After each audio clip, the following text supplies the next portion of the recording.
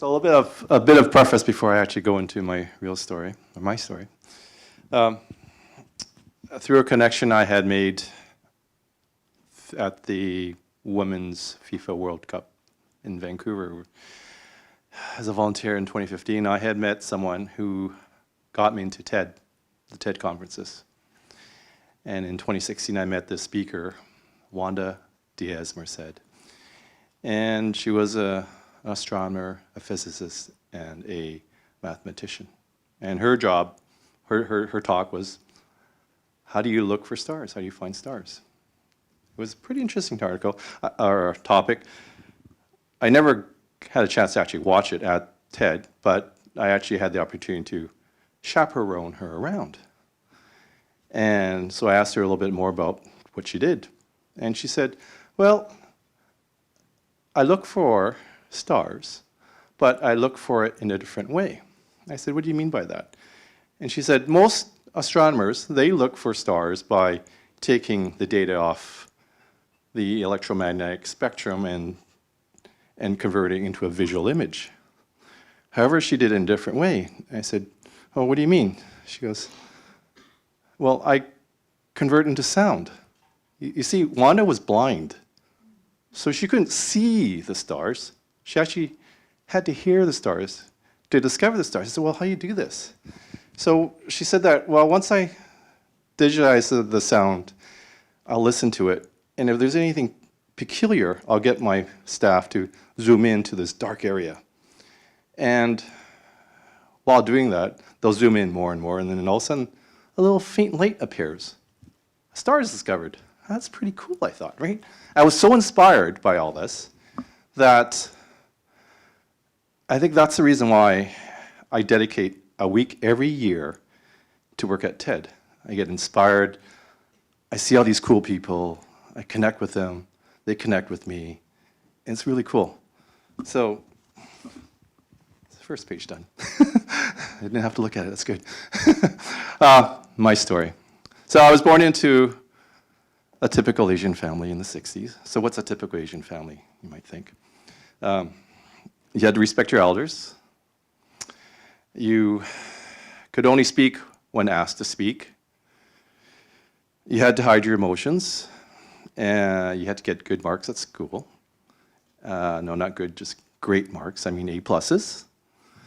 And they wanted you to be a doctor, a lawyer, engineer, architect, something or someone of a professional designation. And my parents were very hardworking. They looked after, well, they raised myself and my sister, and they invested in real estate. They sponsored their family members to Canada. And they were living their dreams. They had it. They knew what they wanted, and they chased after it. My dad was an auto body repairman, and he worked 12-hour shifts. And he also worked side jobs just to make extra money to invest in the real estate and looking after us and all this kind of stuff. My mom was a seamstress, and she would bring buckles and leather straps home and assemble them at home just to make some extra money. And I remember, this is when I was about 7, I'd be helping her out, and at the end of the day, I'd get blisters. And today I thought, oh, is this a form of child labor? I don't know. And then my paternal grandmother would be looking after us, and my sister and I. And another typical Asian trait was the parents would go to work, the grandparents would be at home looking after the kids.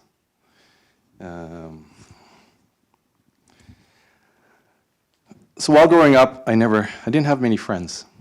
I remember in elementary school I had one best friend, and we would always talk about our dreams, and talk about our what kind of jobs we want to get, talk about the toys that we'd be buying, and talk about the cars, the toys, all that kind of stuff, and for fun we'd always be wrestling, because I think at that time there's that one channel with the older guy and talking about wrestling, and we kind of fell in love with that. And my dream job at that time was to do something mechanical or technical. And I remember taking things apart and then trying to put things back together. And I emphasize the word try. And I'd always have missing or extra parts on the table, and I had no idea where they would go. So high school, I had two good friends. Weekend was all about playing on, they would come over and they'd play on my computer, my Apple II Plus computer. I was really popular with that. Weekdays was a totally different story. I had to bring homework home. I had to do about 2 to 3 hours of homework every day. Math, science, or English. I didn't like English because it was very subjective.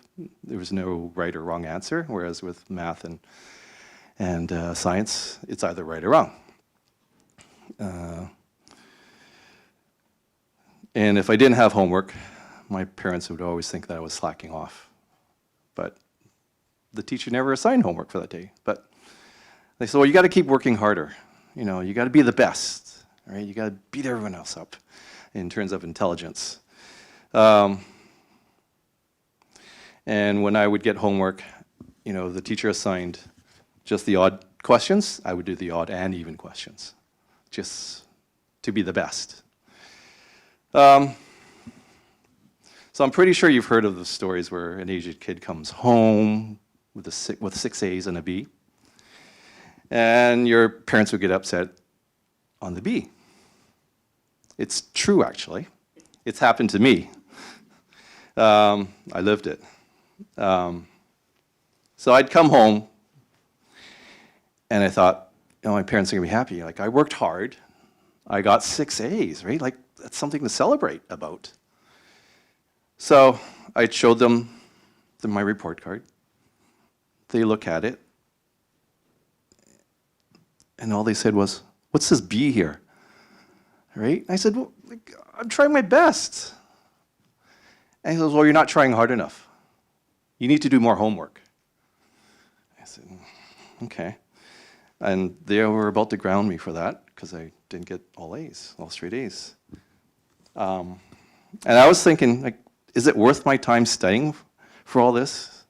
I'm doing my best, studying hard, and I get what I thought was great marks, but to them it wasn't good enough. They want you to become better.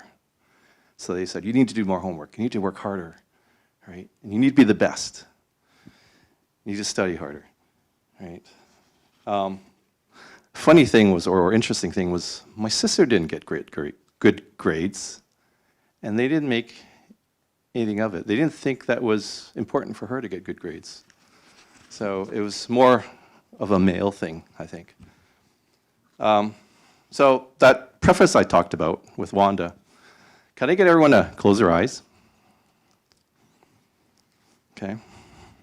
So come to me, or come to the beginning of 1983 when I was 17. And if you weren't 17 at that time, just pretend you're 17. So my dad asked me, so what are your plans for, after high school graduation? And I said to him, well, I'm going to go to BCIT. I want to become an electronics, I want to apply for the electronics technology program. It's a 2-year program, and I want to become an electronics technologist. And I want to work for a high-tech company where I get to design, build, and manufacture cool electronic stuff. It's my dream. And half my courses in high school were already in electronics and computers, so it was a good fit. And my dad started poking at me. He goes, no, you're not. You're going to UBC. And I said, well, why? I was kind of confused. And he said, because all your cousins went there. He goes, besides, I'm paying for your first-year education, so you don't have a choice. You can open your eyes now. And I hope you kind of felt or saw what was happening as I went through that. My dreams were shattered. And Wanda had told me that if you lose a disability, your other senses will work harder to create a more profound effect. So try closing your eyes next time when you're eating something. You'll notice that the flavors are much more richer. So I got accepted in UBC, first year science. I did very well. I guess doing lots of homeworks in high school paid off. Summer break, and I got my first real job as a computer technician, repairing computers and also selling computers. This was back in the 80s, so computers were just starting to become popular. And I did pretty good at it.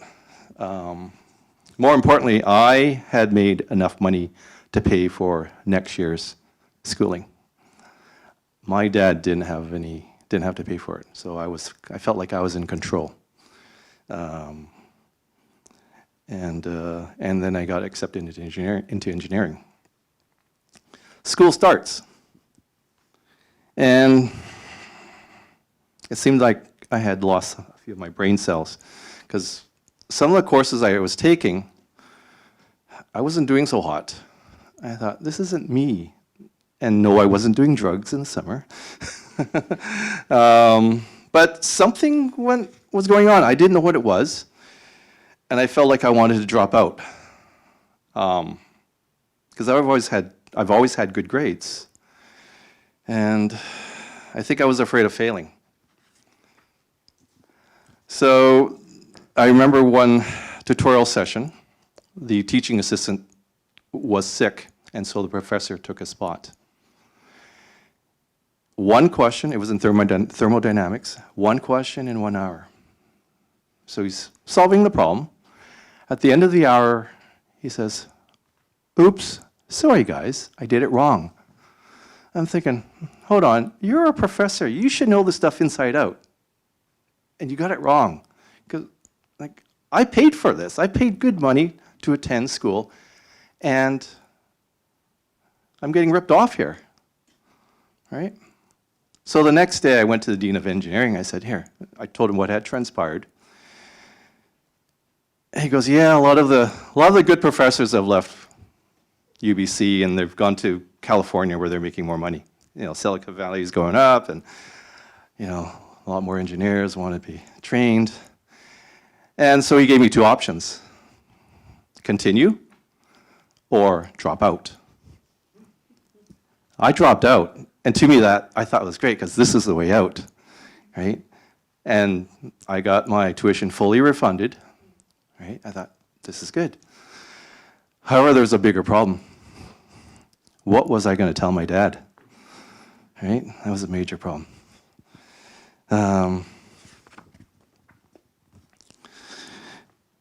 So it took me about 2 weeks to gather enough courage and actually tell him that I dropped out. I went through all the scenarios. What's he going to do to me? Is he, with Winston speaking about this, getting beaten up, I was visualizing this bamboo stick and getting beaten up that way. But when I told him, he just flipped. And he told me, what am I going to tell my brothers?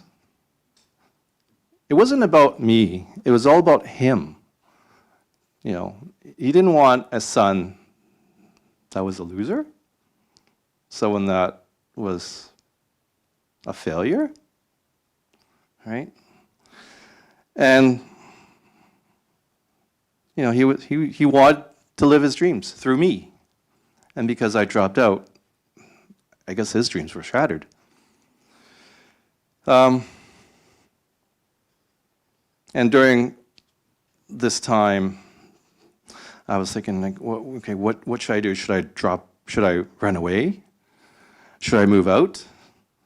I was lost. And then out of the blue, he pulled me aside, and I was frightened because I didn't know what he was about to say to me. And he goes, son, I've been doing a lot of thinking. I respect what you did. And he said, it's your life. I want you to be happy. I said, whoa, that was cool, right? So I registered for BCIT. And I waited to get in. And during that time, I did a lot of self-reflection, a lot of personal development. And then when I got into UBC or BCIT, I graduated top honors and got my job designing products, building products. It was like I was living in my dreams. This is cool, right? So then, you get your job. What did your parents want you to do? They want you to get married, of course, right? So that's when my two best friends in high school introduced me to this female. We all went camping, and I started getting feelings for this girl. We went out for dates, and then my dad found out. She found out she was white. And he basically said, either you break up with her or you got to move out. It was his way of saying, you break up with her or we're disowning you. That's how strong it was in the family. I know I've got not much time left, but what happened, what transpired was we kind of secretly dated. And a good old friend of a friend of a friend had told him that we were still dating. And but he had a change of heart, and he said that phrase again. He goes, "It's your life. I want you to be happy." And I guess his friend had told him that, get rid of this Asian culture thing. Like, you're in Canada now. Start living like a Canadian. And I guess he did. So we got married. We've got 4 kids, right? And I remember when my daughter was born, he had held, that was my first child, he had held her for for 2 hours straight.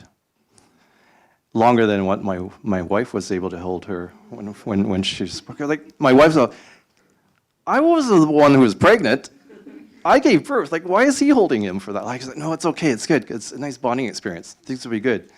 And ever since then, I think he doesn't have that Asian influence now. There's no Asian stereotypes or anything. And everything's been great. And so 4 years ago, it was our 50th birthday, my wife and I, and we went to Hawaii. Hawaii 5-0, get it? Yesterday was my 54th birthday. Thank you. But we also invited our parents to Hawaii for their 50th anniversary. And I remember going to the gym. I'm not sure if the picture's up. There's my dad and I. And one of the traits we have in our family was you hide your emotions. And I remember working out, and I said, "Dad, I love you." Now, the music was playing loud, so I don't know if you heard me, but it doesn't matter because I said it. I let it out. To me, it was great. And I saw he just looked at me and smiled. I thought, wow. And yeah, thank you.